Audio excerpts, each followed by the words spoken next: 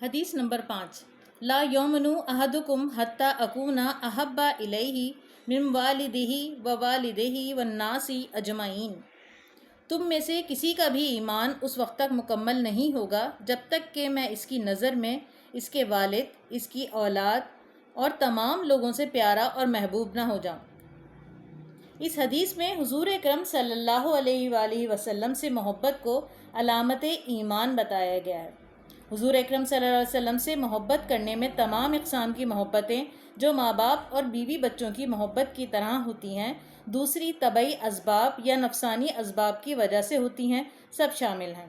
یعنی حضور اکرم صلی اللہ علیہ وآلہ وسلم کے ساتھ اختیاری محبت رکھ کر جب تک بندہ اپنی خواہشات، اپنی مرضی، اپنا مال، اولاد اور اپنی جان بھی اللہ تعالیٰ اور آپ کریم صلی اللہ علیہ وسلم کے احکامات کے سامنے قربان نہ کر دے، اس وقت تک وہ کامل ایمان والا نہیں ہو سکتا۔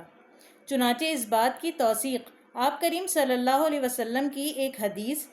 میں بھی بیان کی گئی ہے، جس میں آپ کریم صلی اللہ علیہ وسلم فرماتے ہیں، تم میں سے کوئی کامل مومن نہیں ہو سکتا یہاں تک کہ اس کی خواہش اس شریعت کے تابع نہ ہو جائے جس کو میں لایا ہوں۔